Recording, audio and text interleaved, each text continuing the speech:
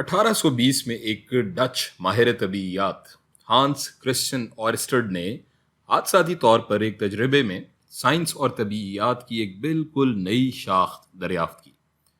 पहली बार हमें मैग्नेटिज्म और इलेक्ट्रिसिटी के दरमियान ताल्लुक का इल्म हुआ। कहानी कुछ यूं है कि ऑयस्टर्ड साहिब अपने किसी लेक्चर के दौरान कोई तजर्बा दिखा रहे थे कुछ लोगों को, जिसमें एक तांबे की तार से कुछ करंट गुजर रहा था और उसी मेज पर करीब ही कोई कंपस या कुतुब नुमा भी रखा था। ऑयस्टर्ड ने हादसाती तौर पर नोट किया कि जब तार से करंट गुजरता है तो करीब रखे कंपस की सुई पर उसका कुछ असर होता है, वो सुई डिफ्लेक्ट होती है, किसी समत में हिलती है। बस यही हुआ और ये वो लम्हा था ऑयस्टर्ड साहिब के लिए और बाद में तबीयत की दुनिया के लिए जिसने काफ़ी कुछ बदल दिया। उस वक्त तक हम यही जानते थे कि मैग्नेट्स पर सिर्फ मैग्नेटिक फील्ड या मकनातीसी हल्का असर का ही असर होता है। जब कोई मकनातीस किसी मैग्नेटिक फील्ड में हो तो उस पर उसका असर होता है।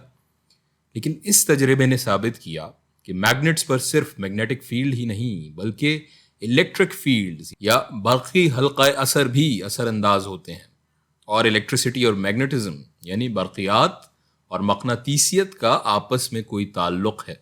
और इस ताल्लुक के इल्म को आज हम इलेक्ट्रोमैग्नेटिज्म यानी बरक़ी मकनातीसियत के नाम से जानते हैं।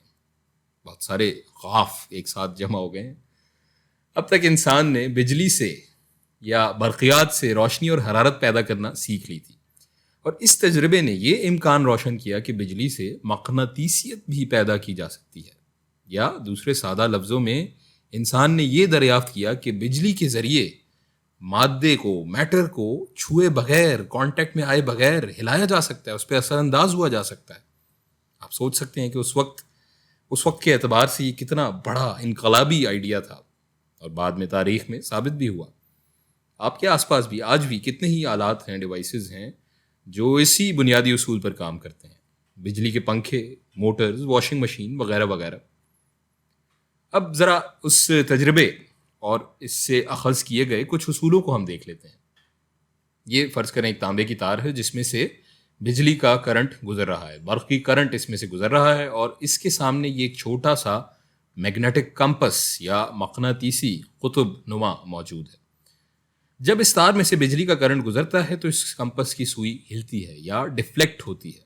इसका मतलब ये था कि बरक़ी करंट भी कोई मकनातीसी हल्का असर, मैग्नेटिक फील्ड पैदा कर रहा है, क्योंकि ये मैग्नेट तो सिर्फ एक मैग्नेटिक फील्ड के ज़ेरे असर ही हिलता है या डिफ्लेक्ट होता है। और यही इस तजर्बे का नया और बड़ा आइडिया था। जैसा कि हमने बात की कि बरक़ी करंट मकनातीसियत पैदा कर सकता है। अब ऑयस्टर्ड और दीगर माहिरीन ने मज़ीद तजर्बों के बाद कुछ उसूलों का मुशाहिदा किया। पहला मुशाहिदा तो उन्होंने ये किया कि अगर इस तार में करंट को बढ़ाया जाए तो मकनातीसी हल्का असर या मैग्नेटिक फील्ड ज़्यादा ताकतवर होती है और अगर कम किया जाए तो कमज़ोर होती है। दूसरा मुशाहिदा ये था कि इस तार की पैदा करदा मैग्नेटिक फील्ड के हम जितना करीब होंगे ये मैग्नेटिक फील्ड उतनी ही ताकतवर होगी और इससे हम जितना दूर होते जाएंगे ये फील्ड उतनी ही कमज़ोर होती जाएगी, जैसा कि हमने मैग्नेटिक फील्ड में भी देखा था। इसके बाद ये देखा गया कि ये फील्ड दिखने में कैसी है, यानी मैग्नेटिक फील्ड लाइंस का मुशाहिदा हुआ। इसके लिए उन्होंने इस तार को एक मुस्ततील रेक्टेंगुलर गत्ते के टुकड़े में से गुजारा और फिर इसमें से बरक़ी करंट जारी किया।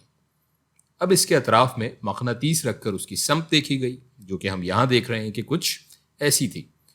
और जब मकनातीस की इन समतों को एक लकीर की सूरत में बनाया गया तो वो इस तार के अतराफ दायरे में इस तरह थी, जिन्हें हम कहते हैं कॉन्सेंट्रिक सर्कुलर लाइंस, इस शक्ल में थी, या जिन्हें हम उर्दू में कहेंगे मुर्तकिज़ दायरों की शक्ल में। और ये दायरे इसी तरह इस तार से तमाम फासलों पर मौजूद होंगे।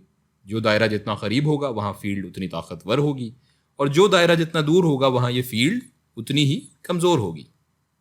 अगर इस तार के अतराफ किसी भी मकाम पर हम इस मैग्नेटिक फील्ड की समत मालूम करना चाहें तो ये इस नुक्ते पर इस दायरे की टेंजेंट या ख़त मुमास की सूरत में होगी। अगली बात जिसका मुशाहिदा उन्होंने किया वो ये थी कि अगर इस करंट की समत तब्दील की जाए तो इस मैग्नेटिक फील्ड की समत भी बदल जाएगी اور مخالف سمت میں ہو جائیں گے. یہ دائرے ان کی سمت کچھ اس طرح سے مخالف سمت میں ہو جائے گی. اس پر ہم مزید بات کریں گے تفصیل سے، لیکن اگلی ویڈیو میں.